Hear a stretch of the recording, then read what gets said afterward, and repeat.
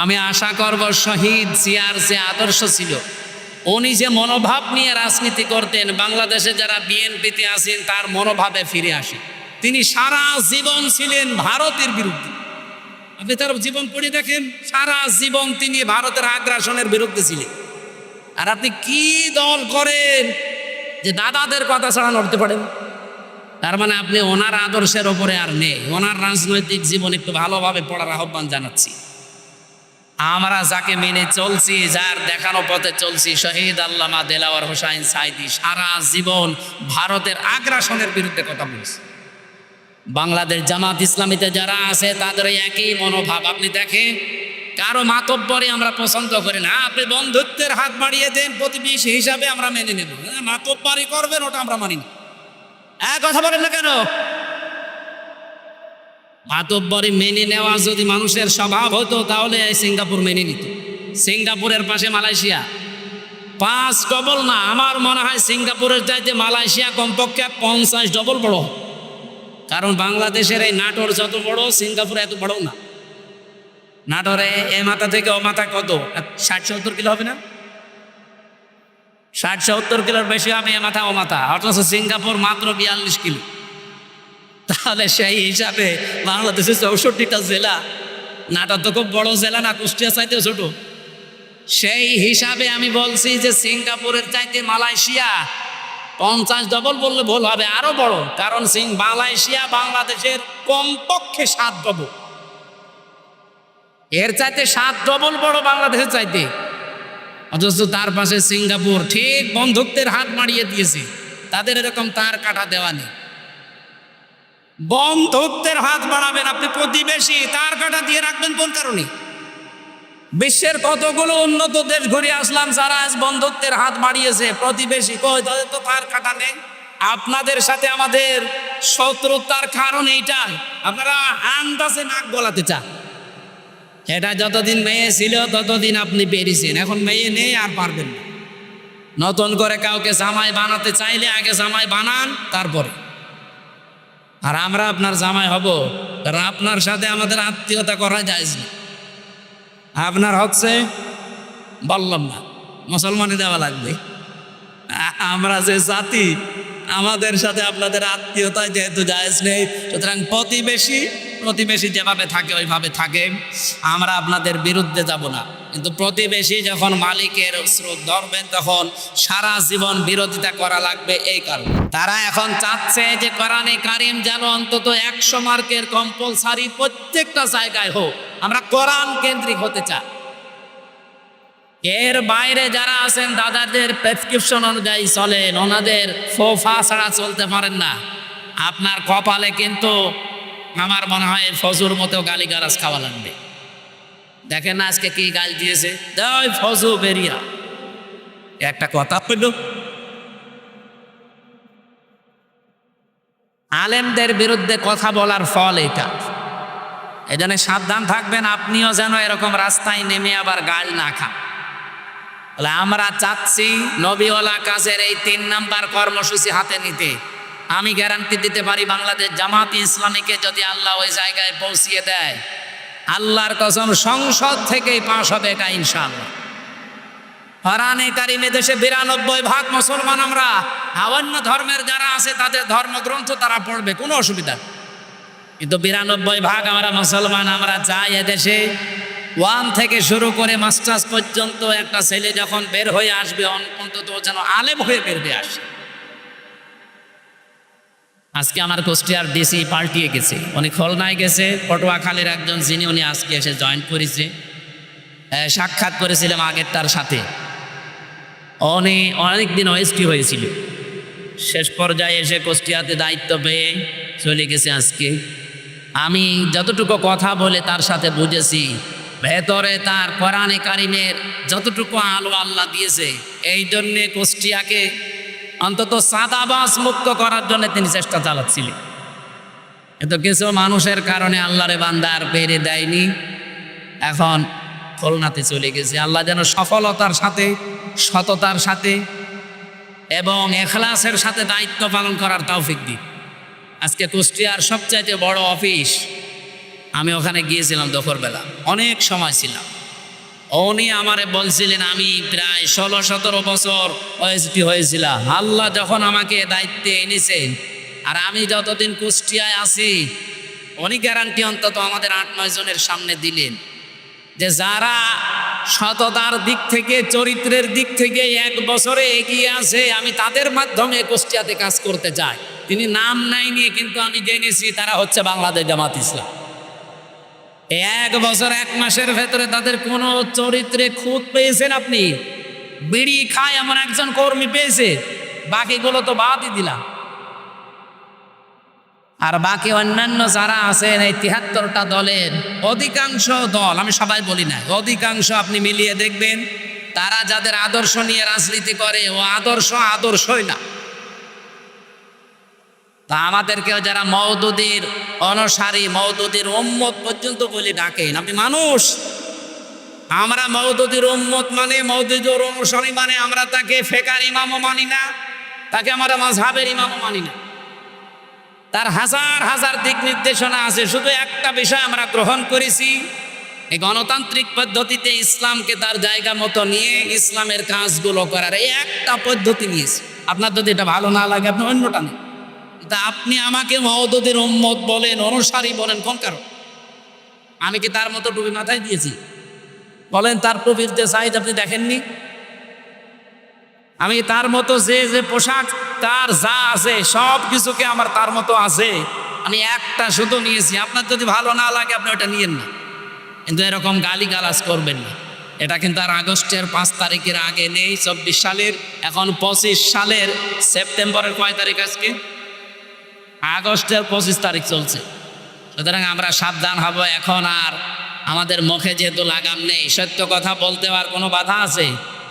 আগেও বলতে পারতাম, কিন্তু মুখ চেপে ধরা হতো।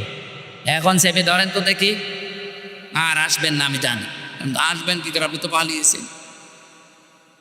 আমার ভাইরা, নবীওয়ালা কাজের যে দোহাই দিয়ে আমরা অনেকে মানুষকে ধোকা দিচ্ছি, আজকে আমি বলতাম না এটা, শুধুমাত্র তেলাওয়াতকৃত আয়াতটা, এই সূরা কি আনআম 165টা আয়াত আছে, এটা নাজিল হয়েছে মক্কায়।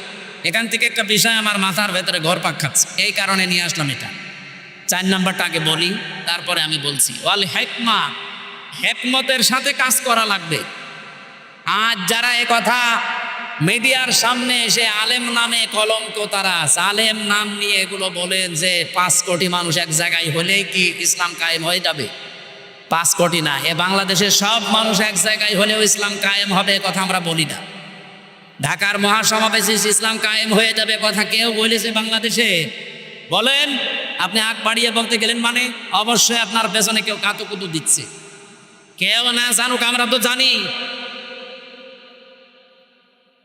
5 কোটি 5 লাখ 5,000 মানুষ এক জায়গায় হলে ইসলাম কায়েম হবে, কথা আমরা যেহেতু বলি না, সুতরাং এইটা আমাদের দিকে চাপিয়ে আপনি কোন দিকে ইঙ্গিত করছেন আপনি ভালো জানেন, আমরাও হালকা জানি। আমরা এটা হিকমত হিসাবে এই অনুষ্ঠানটা করতে যদিও 3 কোটি 3.5 কোটি টাকা খরচ, কিন্তু এটার দ্বারা ইসলামের, বিশেষ করে এদেশে ইসলামপন্থী মুসলমানদের যা হয়েছে 100 বছরও এটা হয়নি। এক সমাবেশে আন্তর্জাতিক মহল থেকে বিশেষ করে যতগুলো রাষ্ট্রদূত বিশ্বের কাজ করে এই দেশে, সব এখন জামাত অফিসে এসে ধর্ণা দেয়। আপনি দেখেছেন প্রতিদিন বাংলাদেশে বিভিন্ন দেশের রাষ্ট্রদূত, বিভিন্ন দেশের উপপ্রধানমন্ত্রী পর্যন্ত এসে দেখা করে যাচ্ছে। এমনি করে তারা। বিদেশি সাংবাদিক আমি যাদের সাথে পরিচিত হয়েছিলাম ওই দিন, তারা পর্যন্ত বলেছে যে একটা দলের ডাকে এত মানুষ এক জায়গায় হয়, এটা পৃথিবীর মনে হয় প্রথম ইতিহাস। ওই সাংবাদিক ফ্রান্সে, উনি ইংরেজিতে বলছিলেন যে একটা দলের ডাকে এত মানুষ ঢাকাতে, এটা মনে হয় পৃথিবীর প্রথম ইতিহাস, এত মানুষ এক জায়গায় হয়নি। গত 2 দিন আগে ভারতের তামিলনাড়ুতে বিজয় থালাপতি নাকি যেন নাম, ওনার নামটা আমি ভালো জানি না, বিজয় থালাপতি এরকমই দেখলাম পত্রিকায়, উনি ডাক দিয়েছে 4 লাখ মানুষ এসেছে। আর বাংলাদেশ জামাত ইসলামীর আমির ডাক্তার শফিকুর রহমান ডাক দিয়েছিল 4 লাখ। আমার মাঠটাই গণনার বাইরে। আপনি কি মনে করছেন যে এই সমাবেশ যদি বাংলাদেশের আর 73টা দল আছে, যে কোনো দলকে করতে দেন তো 3 কোটি টাকা না, আমি 30 কোটি টাকা তাদেরকে বলবো খরচ করতে, তাও তারা এর অর্ধেক মানুষ নিয়ে আসতে পারবে। কারণ আমরা যারা এদেশে জামাত ইসলামী থেকে ওই জায়গায় গিয়েছিলাম, এটা ইবাদত মনে করে গিয়েছিলাম। এটা একটা হেকমা। আমরা হেকমার ব্যাখ্যায় অনেকগুলো বিষয় ছিল, আমি সবগুলো নিয়ে আসতে পারছি না। আমি শুধু এই মক্কা এবং মদিনায় নাসিল হওয়ার একটা প্রেক্ষাপট নিয়ে আসতে চেয়েছি। এদিকে তাকান, এ সূরা নাসিল হয়েছে মক্কায়। কোথায়? কোরআন শরীফের ভেতরে মক্কায় নাসিল হওয়া সূরা 92টা, আর মদিনায় নাসিল হওয়া সূরা 22টা। অন্য আরেকটা বর্ণনা আছে 86টা আর 28টা। আমরা প্রথমটায় ধরলাম। এই সূরাটা মক্কায় 165টা আয়াত আছে, আমরা মাত্র একটা আয়াত পড়েছি। আমার এই মাথার ভেতরে এই আয়াত নিয়ে যত তথ্য আছে, এই 1 ঘন্টা তো এমনি বললাম, কিয়ামত পর্যন্ত আলোচনা করলো এই আয়াত শেষ হবে না। এত কথা এর ভেতরে আল্লাহ লুকিয়ে রেখেছে। আমরা হালকা টান দিয়ে কিছু বের করতে পারবো ইনশাল্লাহ, আপনাদেরকে ডেলিভারি দেবো ইনশাআল্লাহ। তাহলে সূরাটা নাযিল হয়েছিল কোথায়?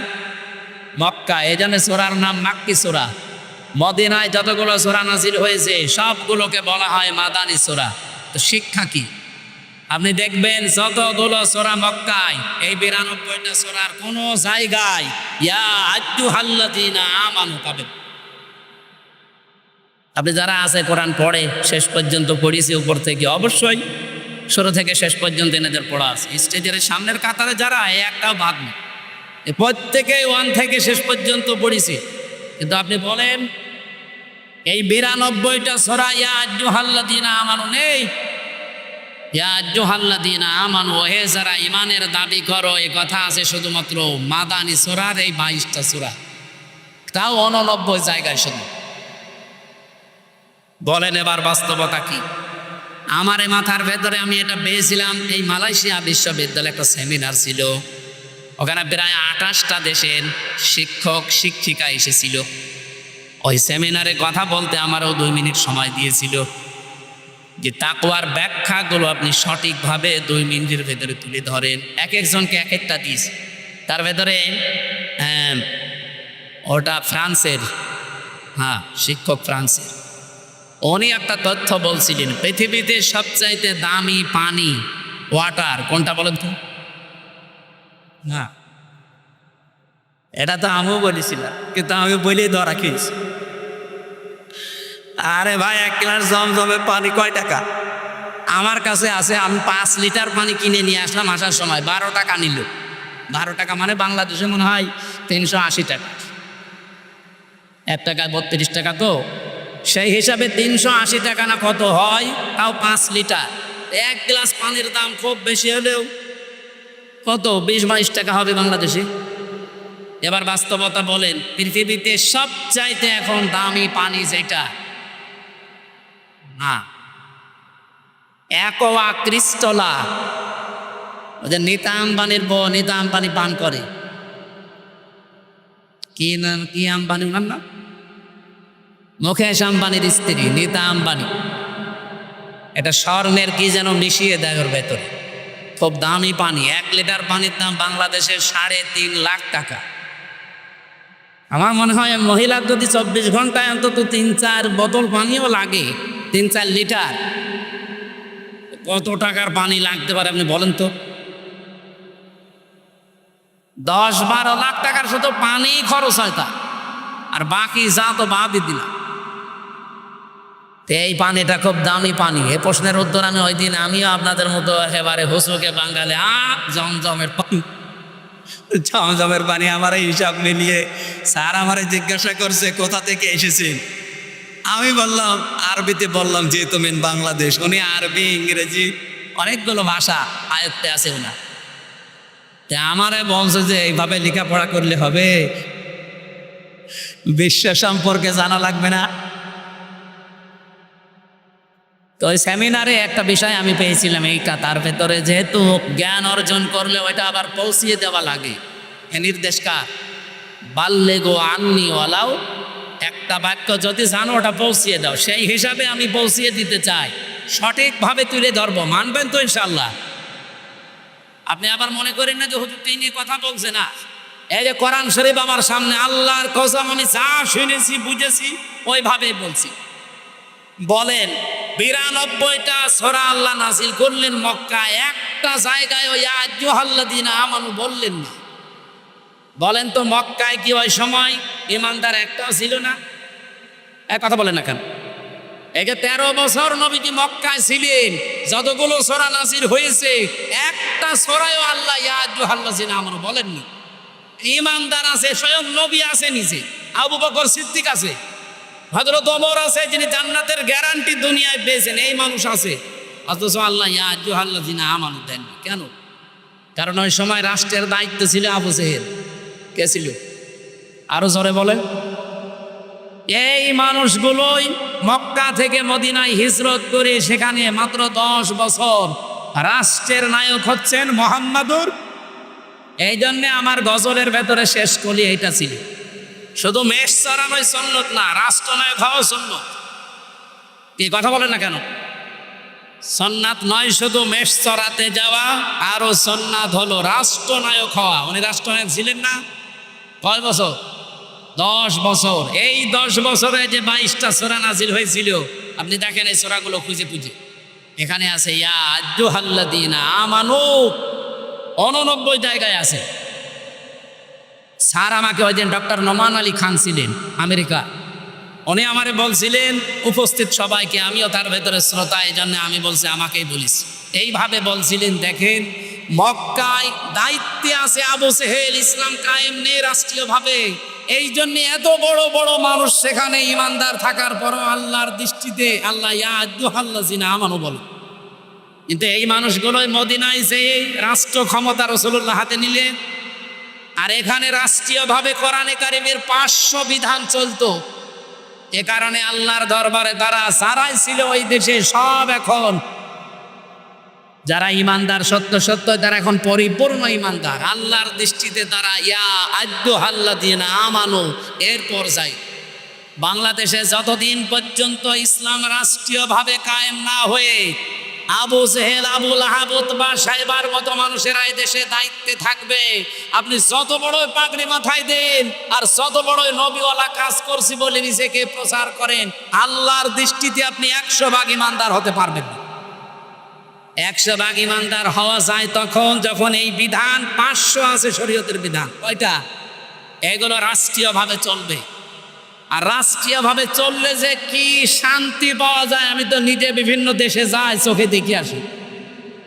আপনি আফগানিস্তানে যান, মনে হবে একটা মিনি জান্নাতে আছি। আরে ভাই, খেলেই ভালো থাকা যায়, আপনার নিরাপত্তা লাগবে না। আপনি আল্লাহর আইনের বিরুদ্ধে অবস্থান নিয়ে নিজেকে প্রচার করেন, ভয় পান না।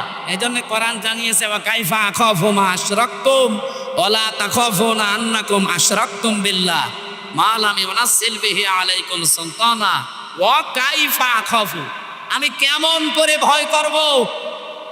তোমরা যাদেরকে আল্লাহর সাথে শরীক করো তাদের বিষয়ে আমি কেমন করে ভয় করব, অথচ তোমরা আল্লাহর সাথে শরীক করে ভয় করো না। আমরা আল্লাহর আইন জমিনে কায়েম করতে গিয়ে বিভিন্ন উল্টাপাল্টা নাম শুনি, গালিগালাজ শুনি, হুমকি ধামকি পাই, কেন ভয় করব? আপনি আল্লাহর আইনের বিরুদ্ধে মানুষের তৈরি করা আইন কায়েম করতে গিয়ে ভয় পান না। আর আমরা ভয় পাইব মানে আপনার পক্ষে কোনো দলিল আছে? বলে আপনি যার আইন দুনিয়ায় কায়েম করতে চান তার পক্ষে কোনো দলিল আছে? তার চরিত্র আছে? তা আমরা যারা আইনের কথা বলি, যারা আইন কায়েম করতে চায়, আল্লাহর কসম কোনো ভয় আমাদের অন্তরে আর নেই। কারণ আমাদের নিরাপত্তার দায়িত্ব ডক্টর ইউনূসে। কার? ফাজ্জুল ফারিকাইনি আহাক্কু বিল আমনি। আহাক্কু ইসমে তাফসীল। বলো তো, এই যে পৃথিবীতে 2টা দল, একটা আল্লাহর আইনের পক্ষে, একটা আল্লাহর আইনের বিপক্ষে, এর ভেতরে সবচাইতে নিরাপত্তার হকদার কারা? ইন কুনতুম তা'লামুন, যদি জেনে থাকো। এই জন্য আমি 2 দিন আগে বাংলাদেশ জামাত ইসলামী কর্তৃক আয়োজিত এই যে কুষ্টিয়াতে হরিনারায়ণপুর ইউনিয়নে একটা সমাবেশ ছিল, আমাকে মেহমান করে নিয়ে যাওয়ার পরে আমি বলেছিলাম আগামীতে বাংলাদেশে যে নির্বাচন আসতেছে, যে ভোট আসতেছে, একটা হচ্ছে ইসলামের পক্ষে, একটা শয়তানের পক্ষে। এই কথার ভেতরে ভুল আছে, কারণ আল্লাহর আইনের পক্ষে আমরা অনেকে এখন ইসলামী দল যারা সব এখন ভোটের বাক্স একটা দেওয়ার সিদ্ধান্ত নিয়েছি। এর বাইরে যারা আল্লাহর আইন বাদ দিয়ে অন্য আইন কায়েম করতে চান, আমি নাম নিলাম না তাদেরকে কোরআনে কারিমে শয়তানি বলা হয়েছে, নাকি আমি নিজে বানালাম? আল্লাহ রাব্বুল আলামিন বলেন, আল্লাযীনা আমানু ওয়া লাম ইয়ালবিসু ঈমানাহুম বিযুলমিন উলাইকা লাহুমুল আমনু। ভালো করে শুনবে, আল্লাহ বলেন আমি নিরাপত্তা দে। আমার পক্ষ থেকে যদি কেউ নিরাপত্তা পেতে চায়, দুইটা গুণ অর্জন করা লাগবে, ঈমান আনা লাগবে, আর শিরিক আর জুলুম মুক্ত জীবন গঠন করা লাগবে। এখানে জুলুম মানে শিরিক। আমি এই আয়াতটা মিলিয়েছিলাম সূরা আলে ইমরানের সাথে। অমাং দাখলাহু কানা আমিনা। যখন আমার মা আমার সাথে ছিল, বললাম যে মা, এই যে এটা মাকামে ইব্রাহিম আলাইহিস সালামের যে পায়ের চিহ্ন এখনো আছে। উনি অনেকক্ষণ দাঁড়িয়ে দাঁড়িয়ে ঘুরছিলেন আর দেখছিলেন। ওখানে একটা আয়াত শোনালাম, মা নিজেও পড়ছিল, অমাং দাখলাহু কানা আমিনা, যে আল্লাহর এই আয়াতের ভেতরে, এই এরিয়ার ভেতরে যারা আসবে তারা নিরাপত্তা পেয়ে যাবে। এ কথা কার?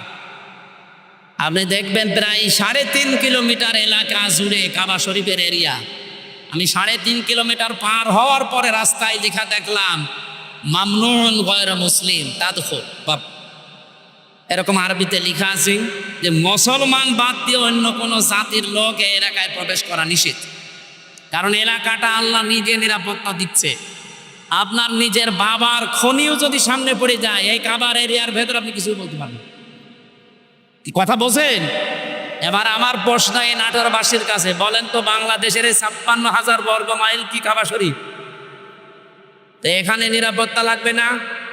আজ আমি রাস্তায় চলতে পারি না চাঁদাবাজির ভয়ে, ছিনতাইয়ের ভয়ে। গত পরশুদিন আমার ঘরের পাশে এসির তার কেটে দিচ্ছে দিনের বেলা, সিসি ক্যামেরা লাগানো আছে। আমি জমান নামাজ পড়তে গেছি, ওই সময় সিসি ক্যামেরায় দেখলাম 1:31 বাজে, তার মানে নামাজে দাঁড়িয়েছি অলরেডি। ওই সময় চোর কাটতেছে। একটা তার কেটে ও হয়তো নেশাখোর কয় টাকায় বিক্রি হবে, 200-300, অথচ ওটা লাগাতে 7,000 টাকা লাগবে। ও কাটতেছে, আমি 30 সেকেন্ডের ভিডিও ওসি সাহেবকে বললাম, এই যে দেখেন তো। ও তো জানে না যে ক্যামেরা লাগানো আছে, ও ধান্দায় কাটতেছে।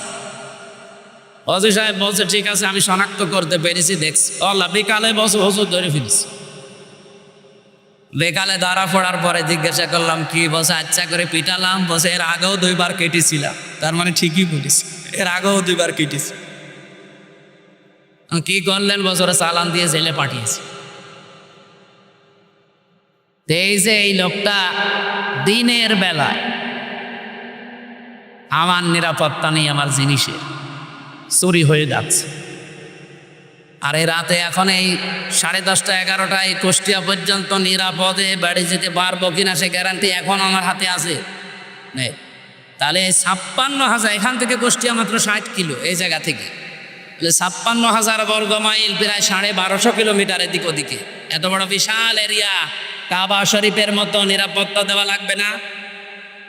এটা তো ডক্টর ইউনূসই পারবে নাকি? বলেন বলেন। আল্লাহ রাব্বুল আলামিন বলেন, উলাইকা লাহুমুল আমনু। এই যে উলাইকা দিয়েছে, এই বাংলাদেশের 56,000 বর্গ মাইলের দিকেই মনে হচ্ছে আল্লাহ এভাবে আঙ্গুল দিয়েছেন। এই মানুষগুলোই নিরাপত্তার হকদার, যদি তারা সত্যি ঈমান আনতে পারে নির্ভেজাল ভাবে, আর তারা ঈমানের সাথে জুলুমকে, তার মানে শিরিককে মিশ্রণ না করে। বাংলাদেশে নিরাপত্তার সাথে চলতে হলে দেশ শিরিক মুক্ত করা লাগবে।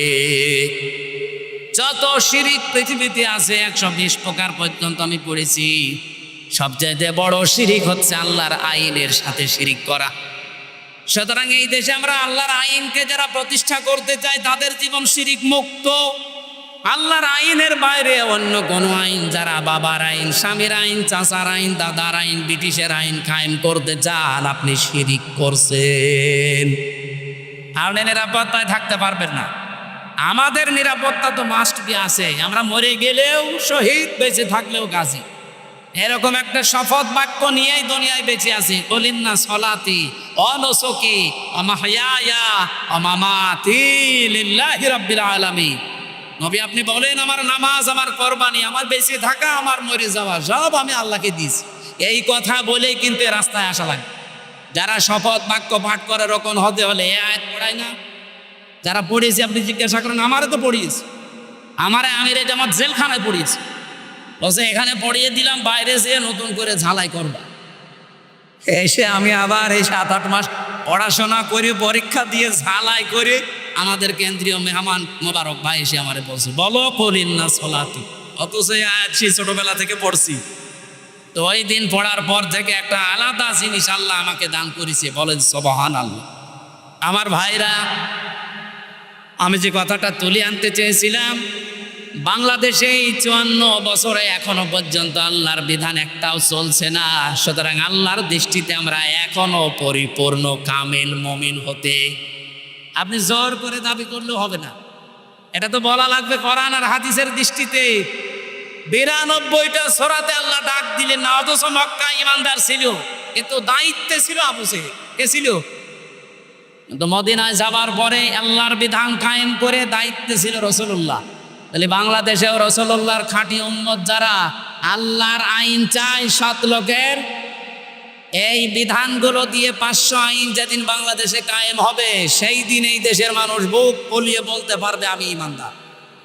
তাদেরকে আল্লাহ ডাক দেবেন, ইয়া আইয়ুহাল্লাযীনা আমানু। আমার কথা মনে হয় আমি অল্প সময় হলেও বোঝাতে পেরেছি। তাহলে এই দেশে ইমানদার হয়েও যদি এখন মারা যেতে চান, পরিপূর্ণ কামেল মুমিন ইমানদার, তাহলে এই দেশে ইসলাম কায়েমের আন্দোলন করা নফল না ফরজ? আরো জোরে বলেন। সবাইকে আল্লাহ আমার এই কথা শোনার পরে নিয়ে আসবে, বিষয়টা এমন না। সূরা শুরার শেষের দিকে আছে 13 নম্বর আয়াতে আল্লাহ পাক বলেন, আনাকিমুদ্দিন ওয়ালা তাতাফাররাকু ফি, দিন কায়েম করো, এ বিষয়ে কোনো মত পার্থক্য ফতোয়াবাজি মতবিরোধ করবা না। নবী আপনি এ কথা বললেই সবাই দলে দলে আসবে তা না। কাবুর আলাল মুশরিকিনা মা তাদউহুম ইলাই, আপনি যেদিকে মানুষকে ডাকেন দিন কায়েম করার জন্যে, সবচাইতে বেশি খারাপ লাগবে কথাটা শুনলে মুশরিকদের। আমি কি বানিয়ে বললাম? কাবুর আলাল মুশরিকিনা মা তাদউহুম ইলাই, নবী যেদিকে ডাকেন মানুষকে যে দিন কায়েম করা লাগবে, এটা ফরজ, সব নবী করেছে, সবাই আসবে না। মুশরিকদের কাছে সবচাইতে বেশি খারাপ লাগবে। তা আমরা দিন কায়েমের কথা বললে আপনি ত্যাগ দেন কোন কারণে? আপনি কি মুশরিক? আপনি মুশরিক না, আপনি আসতেও চান না কেন? সে কথা আল্লাহ পরে শেষের দিকে দিয়েছে। আল্লাহু ইয়াজতাবি ইলাইহি মাইয়াশা ওয়া ইয়াহদি ইলাইহি মাইয়ুনিব, আল্লাহ যাকে ভালোবাসে পছন্দ করে শুধুমাত্র তাকে এই দিন কায়েমের জন্য মনোনীত করে। ওয়া ইয়াহদি ইলাইহি মাইয়ুনিব, এবং যে মন থেকে আল্লাহর দিকে ফিরে আসতে চায়। সুতরাং বাংলাদেশে এই 18 কোটি মানুষের ভেতরে গত পরশু দিনের একটা জরিপ বলছি, এখন প্রায় 7 কোটি 20 লাখ মানুষ অন্তত ডাইরেক্ট ইনডাইরেক্ট ভাবে দিন কায়েম হোক এটা চাচ্ছে। 18 কোটির ভেতরে 7 কোটি 20 লাখ। আমি আশা করছি আর 1 বছর যেতে দেন, যদি ডবলও হয়ে যায় তাও কত কোটি হবে? 14 কোটি 40 লাখ। বাকি যারা আছে কিয়ামতের আগেও আর আপনাদের আশা স্বপ্ন পূরণ হবে না। এই জন্যে ফজর মতো, হাবিবের মতো, হারুন ভাইয়ের মতো মানুষকে লাগিয়ে দিয়েছে। এরা এই 15.5 বছরে কোনোদিন এদের মুখে রাজাকার রাজাকার শুনি না, আলবদর আলবদর মৌলবাদী শুনি নাই। হঠাৎ করে এদেরকে লাগিয়েছে এই কারণ আমি নিজে তাদের সাথে দেখেছি, তো তারাই গোপন কথা আমরা বলে দিয়েছি। 3 বছর ছিলাম একাধার, তাদের বহু গোপন কথা আমি জানি। এতদিন বলে না, এখন হঠাৎ করে এই ভাঙা বাইক বাঁচিয়ে বাংলার মানুষকে বিভ্রান্ত করতে চাচ্ছে। তারা ভালোভাবে জানে যে যেভাবে আসতেছে মানুষ ইসলামের দিকে, একামতে দিনের দিকে, এভাবে যদি ঝুঁকতে থাকে, আর একবার যদি 300 এমপির ভেতরে 151 জন আল্লামা সাইদি সাহেবের মতো, মাওলানা নিজামের মতো, আলী হাসান মোহাম্মদ মুজাহিদের মতো মানুষ মাত্র 151 জন এবার চলে যেতে পারে, ওরা 5 বছর লাগবে না, 1 বছরে যা করেছে, আর ক্ষমতা হাতে পেলে 2 বছরে ওরা যা করবে কিয়ামত পর্যন্ত আমরা চেয়ারের মুখ দেখতে পারবো। এইটাই বাস্তবতা। আমি একেবারে কাছে থেকে এই কথাগুলো শুনেছি, এটা ডেলিভারি দিয়ে দিলাম, আপনারা প্রচার করেন যা। সুতরাং ফজর মুখে এবং হাবিব ভাইয়ের মুখে চুনতালি ফোড়।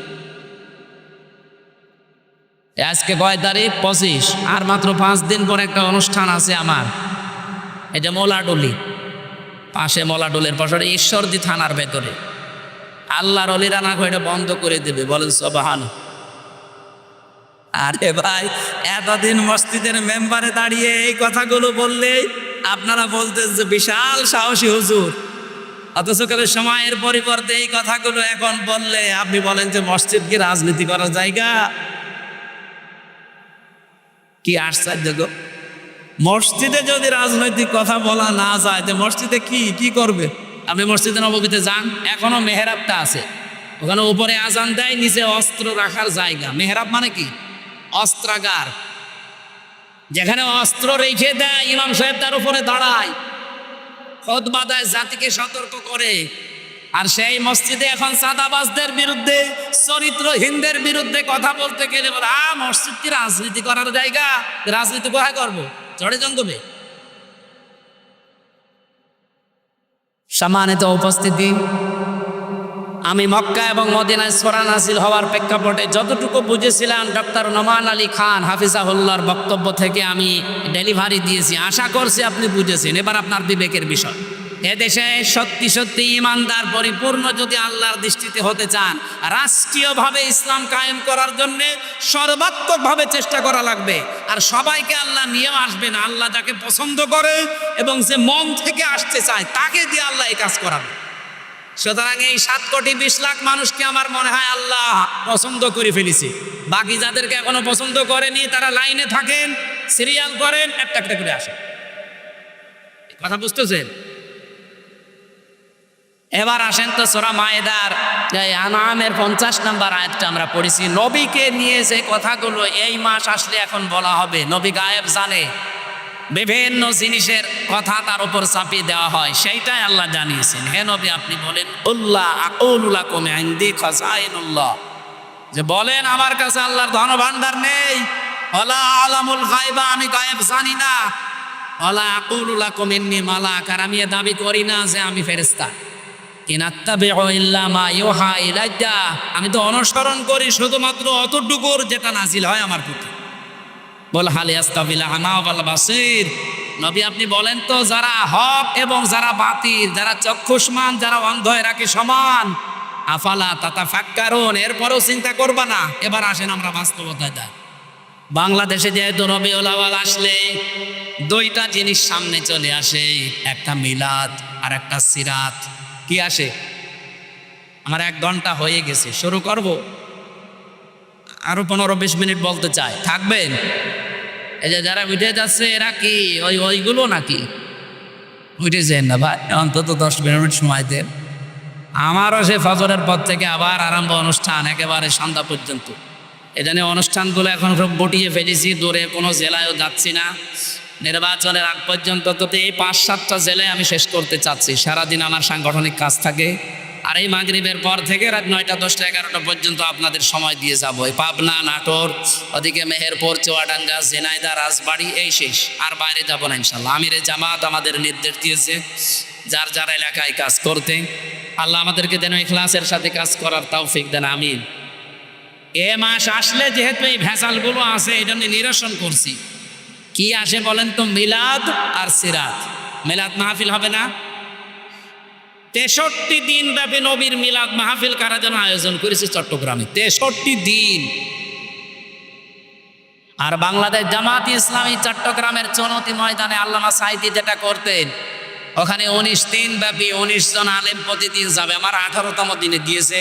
নবীজির রাজনৈতিক জীবন কেমন ছিল, আশা করছি ওখানে কথাগুলো সঠিকভাবে তুলে ধরতে পারবো ইনশাআল্লাহ। আপনারা দোয়া করেন। আজকে আমার বিষয়টা হচ্ছে মিলাদ এবং সিরাত, এই 2টা শব্দ নিয়ে। অনেক মানুষ আছে বাংলাদেশে মিলাদ মানে সিরাত মানতে চায় না, অনেকে আবার সিরাত মানে মিলাদ মানতে চায় না। না, 2টাই মানা রাখবে। মিলাদুন বিলাদুন থেকে এসেছে, এটা মানে জন্ম বৃত্তান্ত। মিলাদ মানে কি? নবীজির জন্ম থেকে আপনাকে 27টা শিক্ষা নেওয়া লাগবে, শুধু জন্ম থেকে। এবার তার সিরাত আরম্ভ হয়েছিল, এই সিরাত থেকে 12টা, আর এখান থেকে 27টা। আমি একটা প্রথমে দিতে চাই, দেখেন তো আপনি নিতে পারেন কিনা। এটা সিরাত ইবনে হিশামে এসেছে। বিশ্বনবী পৃথিবীতে আসার পরেই তাকে যিনি কোলে তুলে নিয়েছিলেন দুধ দেওয়ার জন্যে, আমরা কয়েকজনের নাম জানি। তার ভেতরে অন্যতম নাম হচ্ছে হজরতে হালিমাতুস সাদিয়া। এর আগেও দুধ খাওয়িয়েছে সুয়াইবিয়া নামক একজন, কিন্তু এই যে হালিমাতুস সাদিয়া ওনাকে বুকে তুলে নিয়ে দুধ দিয়েছিলেন প্রথমে। সিরাত ইবনে হিশাম যিনি লিখেছেন উনি বলেন, ডান স্তন মুখে দেওয়ার পরে নবীজি মুখ বের করে নিলেন, বাম স্তন মুখে দেওয়ার পরে নবী মুখ, ডান স্তন দেওয়ার পরে তিনি দুধ খেয়ে আরম্ভ করলেন দুধ পান করা। বাম স্তন দেওয়ার পরে তিনবার তিনি মুখ বের করে দিলেন। হযরতে হালিমা বলেন, আমি মুখের দিকে তাকিয়ে দেখি চোখের ইশারা দিয়ে মোহাম্মদ আমাকে বসাতে চায়। মা হালিমা জোর করেন কেন? ডান স্তন আমার ছিল, এটা তো আমি পান করেছি। বাম স্তন এটা আমার না, আমি জানি আপনার একটা সন্তান আছে ছোট, আমার আব্দুল্লাহ দুধ ভাই, এটা আমার দুধ ভাই আব্দুল্লাহর হক। আপনি জেনে রাখেন, দুনিয়ায় আমি ভাইয়ের হক নষ্ট করার জন্য আসি নাই, এসেছি ভাইয়ের হক ফিরিয়ে দেওয়ার জন্যে। বাংলার মুসলমানেরা সেই নবী এই রবিউল আউয়াল মাসে জন্ম নিয়ে মায়ের কোলে বসে ভাইয়ের হক নষ্ট করে না, ফিরিয়ে দেয়। সেই নবীর উম্মত এখন আমরা দাবি করছি। এ রবিউল আউয়াল মাস আসলে অনেকেই সাদাবাজি থেমে নেই, অনেকের দুর্নীতি ঘুষ খাওয়া থেমে নেই। কিসের রবিউল আউয়াল পালন করেন আপনি, মিলাদ দেন। বহু মানুষকে আমি কুষ্টিয়ার কথা বলছি, আমি নাম নিলাম না, কুষ্টিয়াতে শুনেছি চাঁদার টাকা আদায় করে এনে মিলাদ দেয়। হ্যাঁ, আমি নাম নিলেও নিতে পারতাম। কুষ্টিয়া ওই যে চাউলের কাজ কারবার বেশি হয়, কুষ্টিয়া থেকে পোড়াদা পর্যন্ত যে বিশাল মার্কেট, বাংলাদেশের দ্বিতীয় মার্কেট বলা হয় এটা। এখানে অনেকেই দেখি, শুনছি, দেখছি তারা চাঁদাবাজি করে আমাদের মতো হুজুরকে দিয়ে মিলাদ পড়াচ্ছে। এই রবিউল আউয়ালে পড়াবে টাকা কিসে? চাঁদা কি দিচ্ছে? তো মিলাদে আপনি কি বলবেন? মিলাদ মানে মিলাদ মানে জন্ম বৃত্তান্ত। নবীর জন্ম বৃত্তান্ত থেকে তো প্রথমেই শিক্ষা আপনাকে নেওয়া লাগবে যে নবীজি ভাইয়ের হক ফিরিয়ে দিতেন, আর আপনি ভাইয়ের হক আরো নষ্ট করছেন, মেরে খাচ্ছেন, আর মিলাদ দিচ্ছেন তার নামে। আশা করছে আপনি থামবেন, এটা আপনার কানেও যাবে, ডাইরেক্ট না গেলেও ইনডাইরেক্ট আপনার কানে যাবে, আপনি থামবেন। 2 নম্বরের বিষয় পেয়েছি সিরাত। বিশ্বনবী মুহাম্মদ রাসূলুল্লাহর জীবন চরিত্র, তার আদর্শ, এটাকে সিরাত বলা হয়।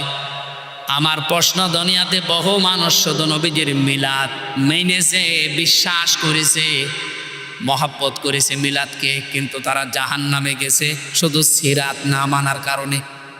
কিন্তু বহু মানুষের জীবনে আমি পড়ে দেখেছি তারা মাত্র শুধু মিলাদ না, মিলাদও মেনেছে, সিরাতও মেনেছে। এ মানুষগুলো দুনিয়া থেকে জান্নাতি। যেমন হযরতে আমির হামজা, হযরতে আব্বাস রাদিয়াল্লাহু তাআলা আনহুমা, 2 জনের কথা আপনি পড়া জীবনী পড়ে দেখবেন। তাদের পড়া জীবনে আমি পড়ে পেয়েছি তারা মিলাদও বিশ্বাস করেছে, নবীর জন্ম, তারা সিরাতও মেনেছে। কি আমি বেশি বললাম? তারা মিলাদও মেনেছে, সিরাতও মেনেছে, 2 জনেই জান্নাতি। আপনি সিস্টেম অপর পৃষ্ঠায় দেখুন, আরো 2 জন চাচা আছে নবীর আপন চাচা, আবু লাহাব আর আবু তালেব। এই 2 জন চাচা নবীর মিলাদ নিয়ে, জন্ম নিয়ে খুশি ছিল, কিন্তু নবীর আদর্শ পেয়ে তারা খুশি হয়নি। এই জন্য 2 জনই জাহান্নামে। আমার মনে হয় যারা জ্ঞানী মানুষ বুঝে ফেলেছে। সুতরাং এ রবিউল আউয়াল আসলে শুধু মিলাদ নিয়েই খুশি থাকবেন, আপনি আর কি খুশি? আবু লাহাব নিজের বাড়ির কাছের মেয়ে লোক কিনা দাসীকে এই 2 আঙ্গুল দিয়ে আজাদ করে দিয়েছিল, এত খুশি হয়েছিল এই লোকটা। আপনি আর কয় টাকা খরচ করবেন না, 2 মণ মিষ্টি কিনবেন, আর ও নিজের কাজের মেয়েকে আজাদ করে দিয়েছে। এত খুশি হয়েছিল নবীর জন্মে, নবীর মিলাদে, নবীর জন্ম গ্রহণ করায়, কিন্তু নবীর আদর্শ মানে নাই, এই জন্য জাহান্নামী। এই জন্য কি? আর 2 জন চাচার কথা বললাম না, নিজে আমি আমির হামজার কবরের পাশে দাঁড়িয়েছিলাম, মনে হচ্ছে এখনো বসে আছে জিন্দা, কারণ শহীদরা মরে না। বলেন শহীদরা। এই হিসাবে বিশ্বাস করি বাংলাদেশ জামাত ইসলামীর যে 11 জন কেন্দ্রীয় নেতাকে ফাঁসি দিয়েছে, জেলখানায় হত্যা করেছে, প্রত্যেকটা শহীদ, কেউ মারা যায়নি, সবাই আল্লাহর জান্নাতের খাবার খাচ্ছে। কারণ তাদেরকে কেউ যদি বলে মরিয়ে গেছে, তার কবিরা গুনাহ হবে। ওয়ালা তাহসাবান্নাল্লাযীনা কুতিলু ফি সাবিলিল্লাহি আমওয়াতা, তোমরা কেউ ধারণাও করবে না, মুখে তো বলবাই না। ওয়ালা তাকুলু লিমা ইউকতালু, মুখে তো বলা যাবে না, ধারণাও করা যাবে না। এটা সূরা বাকারায়, সূরা আলে ইমরানে 2 জায়গায় আছে। মুখে বলা যাবে না, ধারণাও করা যাবে না যে শহীদ হয়েছে যারা মরে গেছে। আল্লামা শহীদ দেলাওয়ার হোসাইন সাইদি রহমতুল্লাহ আলাই, উনি কি মরে গেছে না শহীদ হয়েছে? বলেন বলেন। আল্লামা সাইদি তুমি মরণে শহীদ হয়েছ, তুমি এটাই জানি। বলেন বলেন। আল্লামা সাইদি তুমি মরণে শহীদ হয়েছ, তুমি এটাই জানি। কাবা শরীফের পাশে এই যে এই গজলটা যে বানিয়েছিল তাশরিফ, এই ছেলেটা ছিল আমার সাথে। আমার ছোট মেয়েকে কোলে নিয়ে ওই কাবার পাশে বসে বসে বলছিল। আমার মনে হচ্ছে যে কাবা শরীফে যে সাইদি সাহেব একবার ঢুকেছে কিনা, মনে হচ্ছে উনি ঢুকতেছে। কারণ শহীদ যারা হয় আমরা সবাই বিশ্বাস করি এরা মরে। আরো জোরে বলেন। এখন প্রশ্ন আসতে পারে, তাহলে শহীদ তো অনেকেই মরেছে, অনেকেই মেরে ফেলা হয়েছে, তাদেরকে অনেকে শহীদ বলতে চায় না। জিয়াউর রহমানকেও মেরে ফেলা হয়েছে, মুজিবুর রহমানকেও মেরে ফেলা হয়েছে, 2 জনকে মেরে ফেলা হয়নি। মানে আজ পর্যন্ত আপনি শুনেছেন কোনো দিন যে শহীদ শেখ মুজিবুর রহমান? কেউ শহীদ জিয়াউর রহমান বলে।